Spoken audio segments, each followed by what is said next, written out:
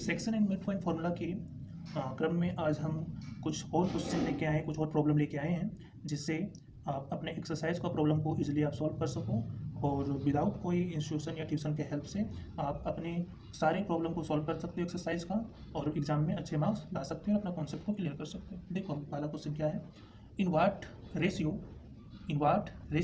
Is the line joining the point 4, 2 and 3, -5 divided by the x-axis and also find the coordinate of the point of intersection। Question आपको साफ साफ clear हो रहा है। क्या बोला है कि आपको फाइंड करना है कि ये दो पॉइंट है, इन दोनों पॉइंट को ज्वाइन करने वाला लाइन को कोई एक पॉइंट है P, कहाँ का पॉइंट होगा, एक्स एक्सिस का पॉइंट होगा। ठीक है, मतलब एक्स एक्सिस क्या कर रहा है, इस ए बी लाइन को ज्वाइन करने वाले लाइन को एक्स एक्सिस कितना रेशियो में, इन व्हाट रेशियो में, कौन से रेशियो में डिवाइड करेगा, ये आपसे पूछ रहा है पहला क्वेश्चन।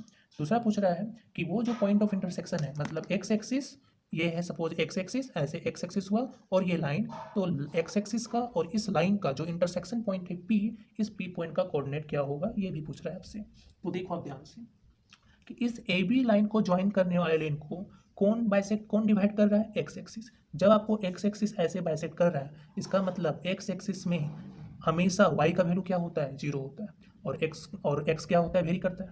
ठीक है, एक्स का वैल्यू चेंज होता है बट वाई का वैल्यू हमेशा फिक्स होता है।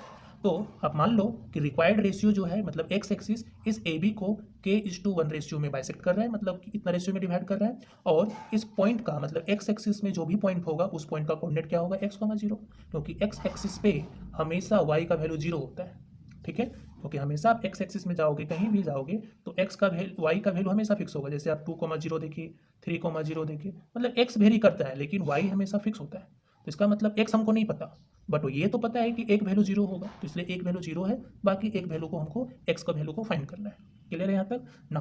अब देखो कैसे इस क्वेश्चन को सॉल्व करेंगे। ठीक है, देखो अब ध्यान से, यहाँ पे दो चीज़ फाइंड करना है, एक तो रेशियो फाइंड करना है के का वैल्यू, दूसरा फाइंड करना है एक्स का भी वैल्यू। तो कभी भी अभी तक जो भी आप क्वेश्चन बनाए उसमें एक अननोन था, बाकी सब हमको पता था। ठीक है, तो यहाँ भी हमको उसी को अप्लाई करना है जहाँ पे एक अननोन हो। जैसे देखो यहाँ पे एक्स का वैल्यू हमको फाइंड करना है, तो एक्स वाला जो फॉर्मूला है x=m×x2 + n×x1/m+n, इसको यूज नहीं करेंगे। क्यों नहीं यूज करेंगे, क्योंकि वहाँ भी एक्स रहेगा अननोन और m मेरा भी जो k है यहाँ पे ये भी अननोन रहेगा, तो प्रॉब्लम हो जाएगा। तो आप देखो क्या गिवन है, आपका y गिवन है, तो हम क्या करने वाले, y को यूज करेंगे। क्लियर है, तो y=m×y2 + n×y1/m+n। हमेशा आपको ध्यान देना है कि जो वैल्यू आपको पता होगा उसी को आप यूज करके क्वेश्चन सॉल्व करोगे, तभी आपका आंसर बनेगा, क्वेश्चन बनेगा। ठीक है, और आंसर भी आएगा, नहीं तो आप बीच में फंस जाओगे। ठीक है, इसलिए इसको आपको प्रैक्टिस करना है, हमेशा आपको ध्यान देना है कि देखो क्या दिया हुआ है, जो दिया है उसी को अप्लाई कर लो। तो यहाँ पे अप्लाई कर दो, 0 = k×-5 + 1×2 अब देखो k+1 0 से मल्टीप्लाई होगा तो 0 हो गया, -5k से मल्टीप्लाई होगा -5k + 2 = 0। Now k = 2 right side किया, -2 -5 डिवाइड हुआ, माइनस माइनस कैंसिल, 2/5, मतलब रिक्वायर्ड रेशियो क्या मिल गया, 2:5।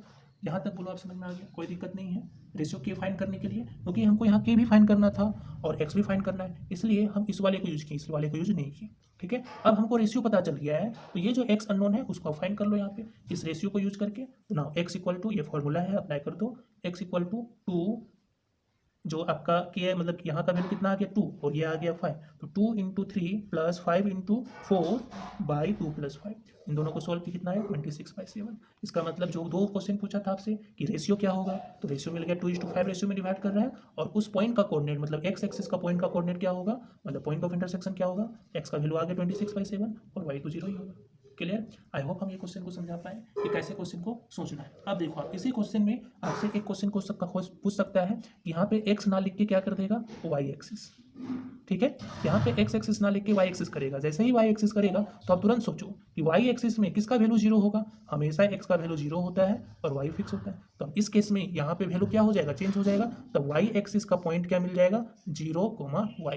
ठीक है, और उस केस में यहाँ पे हम y वाला यूज किए थे, यहाँ देखो कौन सा वैल्यू पता है, x पता है, तो अब यहाँ पे x वाला यूज करके आप रेशियो फाइंड कर लेना। ठीक है, जैसे रेशियो निकलेगा फिर आप y का वैल्यू फाइंड कर लेना। आई होप ये समझ में आया कैसे इस टाइप क्वेश्चन को सोल्व करना है। ठीक है, नेक्स्ट क्वेश्चन लेते हैं। नेक्स्ट क्वेश्चन है, calculate the ratio in which the line joining the point 4, 6 and -5, -4 is divided by the line y = 3, also find the coordinate of the point of intersection. यहाँ पे देखो क्या क्वेश्चन पूछ रहा है आपसे, क्वेश्चन पूछ रहा है कि दो पॉइंट है, इन दोनों पॉइंट को ज्वाइन करने वाला कोई एक लाइन है, ये ज्वाइन करने वाला लाइन हुआ। इस लाइन को कौन सा लाइन डिवाइड कर रहा है? Divided by the line y equal to 3। इसका मतलब क्या हुआ? मतलब क्या है कि ये है आपका x एक्सिस, ये है आपका y एक्सिस, और एक लाइन है y इक्वल टू 3। मतलब इस लाइन में आप कहीं भी जाओगे तो हमेशा y का वैल्यू 3 ही रहेगा और केवल x का वैल्यू चेंज होते जाएगा। हर एक पॉइंट पे x का वैल्यू चेंज होगा। उसी में कोई एक लाइन है, इन दोनों पॉइंट को ज्वाइन करने वाला एक लाइन है AB को ज्वाइन करने वाला, और ये पॉइंट P इस AB को बाइसेक्ट कर रहा है। तो इस पॉइंट का कोऑर्डिनेट क्या होगा? तो अभी देखो आप, हमेशा y का वैल्यू कितना है? 3 हमेशा रहेगा, और x तो हमेशा चेंज होगा क्योंकि यहाँ पे अलग वैल्यू मिलेगा, यहाँ पे x का अलग वैल्यू मिलते जाए। तो इस पॉइंट का कोऑर्डिनेट तब क्या होगा? x,3 होगा। और रेशियो क्या होगा? मान लो आप k:1 रेशियो में बाइसेक्ट कर रहा है, और उसी को अभी हमको फाइंड करना है। क्लियर? तो अभी हम क्या किए? रेशियो मान लिए, रिक्वायर्ड रेशियो भी k:1, and coordinate of any point, मतलब उस y इक्वल टू 3 लाइन में हम कहीं भी मूव करेंगे तो हमेशा किसी भी पॉइंट का कोऑर्डिनेट हमेशा क्या होगा? x,3 होगा। केवल x वेरी करेगा, 3 हमेशा फिक्स रहेगा। ठीक है? तो ना अब देखो, इन दोनों में किसका पता है हमको? y का वैल्यू पता है, इसलिए y वाला फॉर्मूला हम यूज करेंगे। तो y equal to m into y2 plus n plus i1 by m plus n, formula apply किए। y यहाँ पे देखो कितना है? 3 इक्वल टू रेशियो देखो k into -4 plus 1 into 6 by k plus 1। अब क्रॉस मल्टीप्लाई करेंगे, नथिंग है 1, 3 से दोनों मल्टीप्लाई होगा तो 3 इंटू के 3 के, 3 प्लस 1 3 इक्वल टू -4 के प्लस 6, क्योंकि 1 इससे मल्टीप्लाई होगा तो ही देगा ना। अब देखो, अब इस 4 के को इधर ले आओ, 3 के प्लस 4 के 7 के, 6 में 3 इधर आएगा तो माइनस होगा, 6 में 3 माइनस हुआ 3 दिया, तो यहाँ से के का वैल्यू मिला 3/7। मतलब के आपका रिक्वायर्ड रेशियो क्या है? m:n which is 3:7।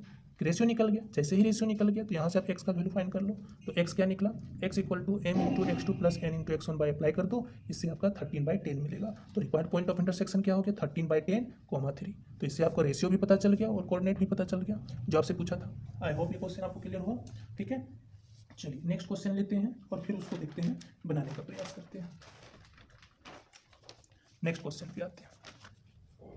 अगला क्वेश्चन है, ये हम यहाँ पे इसलिए बना के रख रहे हैं ताकि वीडियो को शॉर्ट कर सके। ठीक है, ये तो काफ़ी लंबा चला जाता है। देखो इसमें, in the given figure line A P B meets the x axis at a point A. ये लाइन है A P B, x axis को ए पॉइंट पे मीट किया, वाई एक्सिस को बी पॉइंट पे मीट कर रहा है। ठीक है, P इज द पॉइंट -4,2, और ये P पॉइंट का कोऑर्डिनेट है -4,2, और ये P पॉइंट इस AB को 1:2 रेशियो में बाइसेक्ट कर रहा है। Find the coordinate of A and B, और ये क्वेश्चन 2013 का फाइनल एग्जाम में पूछा है। ठीक है, तो देखो आप यहाँ पे A और B का कोऑर्डिनेट पूछा है, तो देखो A पॉइंट कहाँ पे लाई कर रहा है? एक्स एक्सिस पे। तो हमेशा भी बताएं कि x का वैल्यू एक्स एक्सिस में हमेशा y का वैल्यू 0 होगा, x का वैल्यू कुछ होगा, इसलिए इस पॉइंट का कोऑर्डिनेट क्या मान लिया? x,0। सिमिलरली y पे हमेशा y का वैल्यू x का वैल्यू हमेशा 0 होता है और y का वैल्यू कुछ होगा, इसलिए इसका कोऑर्डिनेट क्या मान लिया आप? 0,y। तो मान लो let the coordinate of x,0 and b का कोऑर्डिनेट 0,y, और ये p पॉइंट इस AB को 1:2 रेशियो में डिवाइड कर रहा है। तो सिंपली फॉर्मूला अप्लाई करके आप सॉल्व करो तो आपको ये x का वैल्यू, फर्स्ट टाइम आप x वाला यूज करोगे तो x कितना है यहाँ पे? -4 यूज कीजिए, इसको आप अप्लाई करना तो x का वैल्यू -6 मिलेगा, y का वैल्यू यहाँ से 6 मिलेगा। तो इसका मतलब रिक्वायर्ड पॉइंट a और b कितना मिल गया? -6,0 एंड b 0,6। क्लियर है? ये इजी क्वेश्चन था, केवल यहाँ पे आपको समझना था। नेक्स्ट क्वेश्चन ले रहे हैं आप। नेक्स्ट क्वेश्चन है, the origin O, B and C are the vertices of a triangle OBC। OBC एक ट्रायंगल है, उस ट्रायंगल में O पॉइंट का कोऑर्डिनेट ओरिजिन है, तो ओरिजिन का कोऑर्डिनेट क्या होता है? 0, 0। B पॉइंट का कोऑर्डिनेट दिया -6,9, C पॉइंट का कोऑर्डिनेट दिया हुआ है 12 - 3। क्लियर यहाँ तक ना? Point P divides OB in the ratio 1:2। Points P है, इस OB को 1:2 रेशियो में डिवाइड कर रहा है। ठीक है, Q divides OC in the ratio 1:2।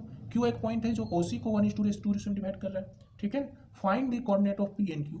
P and Q point का कोऑर्डिनेट फाइंड कर।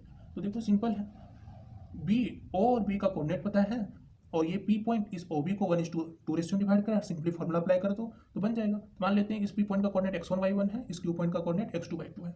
ठीक है, तो आप यहाँ पे ये फॉर्मूला नहीं लिखना, क्योंकि यहाँ भी x1 होना, यहाँ भी x1 x2 होना, प्रॉब्लम हो जाएगा। ठीक है, तब यहाँ पे आपको कुछ और लिखना है। क्लियर? तो हम क्या किए? डायरेक्टली फॉर्मूला ही अप्लाई कर दिए हैं। तो x1 इक्वल टू क्या मिला? x1 इक्वल टू फॉर्मूला क्या बनेगा?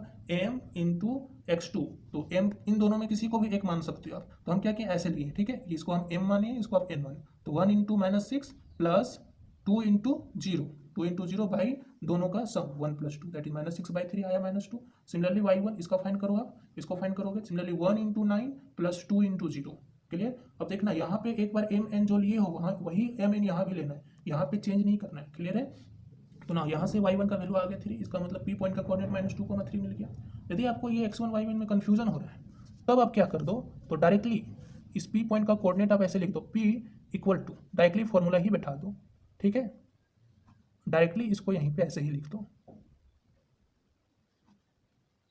ठीक है। अब ये जो इसको छोड़ दो और ये जो कैलकुलेशन हुआ है यहाँ पे डायरेक्टली पुट कर दो, और इसको आप मत मानो, इसको आप हटा दो डायरेक्टली, लेट द, इस कोऑर्डिनेट को पी भी मत मानो आप, ठीक है। डायरेक्टली पी इक्वल टू इतना हुआ, डायरेक्टली इन दोनों को पुट कर दो तो कितना आएगा -2 3। सिमिलरली इसका क्यू का भी आप फाइंड करोगे तो मिलेगा 4, -1। सेम टाइप से जैसे इसको बनाए उसको ऐसे ही बनाना है, क्लियर है। ये आप बना के ट्राई करना, बन जाएगा।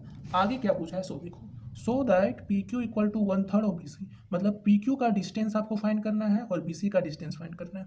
पी क्यू का डिस्टेंस जो होगा बी सी का डिस्टेंस से 1/3 होगा, तो पहले पी और क्यू पॉइंट का भी जस्ट आप कोऑर्डिनेट फाइंड कर लिए। पी पॉइंट का कोऑर्डिनेट कितना निकला -2, 3, और क्यू पॉइंट का कोऑर्डिनेट कितना निकाले 4, -1। अब डिस्टेंस फॉर्मूला यूज करके अब क्या करो, पी पॉइंट पी क्यू का डिस्टेंस फाइंड कर लो, कितना आएगा √52।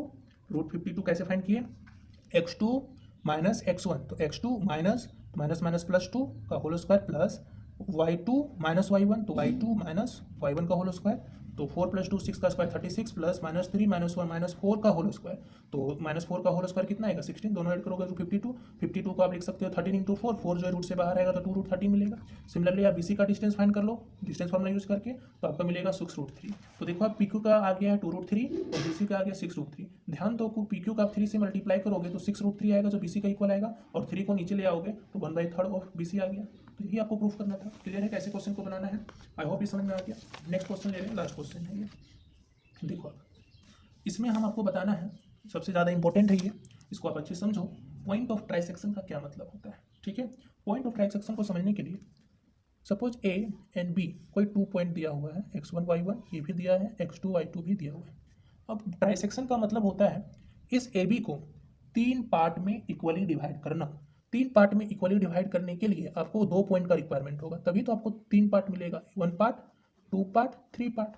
It means we need 2 points to divide A B in 3 equal parts, ठीक है। अब जब ऐसा 2 पॉइंट्स मिलेगा जिसमें इक्वली ऐसे बाइसेक्ट होगा, इक्वली डिवाइड होगा, तभी आप पी और क्यू को क्या बोलोगे, पॉइंट्स ऑफ ट्राइसेक्शन। इसका मतलब P and Q are 2 points which trisects A B, क्या होगा, विच ट्राइसेक्ट्स ए बी। जैसे ही ये वर्ड आया समझने, मतलब ए पी का डिस्टेंस, पी क्यू का डिस्टेंस और क्यू बी का डिस्टेंस क्या होगा, इक्वल होगा। देन आप क्या बोलोगे, P and Q are the points of trisection, clear है। अब इससे रिलेटेड क्वेश्चन लेके समझते हैं। Find the coordinate of a point of trisection of the line segment joining the point A and B. A and B 2 point दिया हुआ है, इन दोनों पॉइंट को लाइन ज्वाइन करने वाला लाइन को ट्राइसेक्ट कर रहा है। ट्राइसेक्शन मतलब point of trisection, point of trisection मतलब उन 2 पॉइंट का कोऑर्डिनेट फाइंड करना है जिसका ए पी का डिस्टेंस, पी क्यू का डिस्टेंस और क्यू बी तीनों क्या होगा, इक्वल होगा। तो आप मान लो let P and Q be the point of trisection so that A P equal to P Q equal to Q B. मान लिए जो अभी जस्ट बताएं वही चीज़ हम जस्ट यहाँ पे लिखें। नाउ अब पी पॉइंट का कोऑर्डिनेट फाइंड करना है और क्यू पॉइंट का कोऑर्डिनेट फाइंड करना है। पी पॉइंट का कोऑर्डिनेट कैसे फाइंड करेंगे, देखो फॉर पी के लिए, पी के लिए इसका रेशियो देखना होगा कि ये हो गया आपका एम और यहाँ से यहाँ तक होगा एम, मतलब A P is to P B, तो एम इज टू एन क्या मिलेगा, A P is to P B.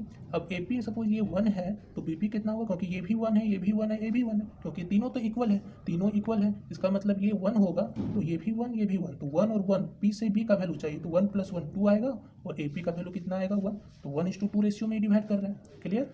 क्योंकि ए पी का कुछ भी डिस्टेंस हो, ए पी का कुछ भी डिस्टेंस हो, पी क्यू का भी कुछ भी डिस्टेंस होगा, उसका रेशियो लोगे तो हमेशा 1:2 ही आएगा। तो इसलिए हम क्या ले रहे हैं कि ए पी सपोज 1 है, ये भी 1 है, ये भी 1 है, तो A P is to P P, तो ए पी है 1 और पी पी कितना है 1 + 1 दैट इज 2। यही चीज़ यहाँ पे आपको समझना है कि कैसे रेशियो लेना है, ठीक है। x1 y1 0.6 - 2 है और x2 y2 ये कोऑर्डिनेट है। नाउ अब नॉर्मली x y का फॉर्मूला अप्लाई करके वैल्यू पुट करके p का पॉइंट का कोऑर्डिनेट निकाल लो, क्लियर है। सिमिलरली आप क्या करो, q पॉइंट के लिए फाइंड करो, q क्या है, for m is to n, m is to n के लिए क्या होगा, देखो क्यू के लिए सोच रहे हैं तो ए क्यू इज टू क्यू भी आएगा, तो ए क्यू के लिए कितना आएगा 1 + 1 2:1, इसलिए लिखें 2:1 और x1 y1 फिर से फॉर्मूला बैठा दो, क्यू पॉइंट का कोऑर्डिनेट निकलना। आई होप समझ में आ गया।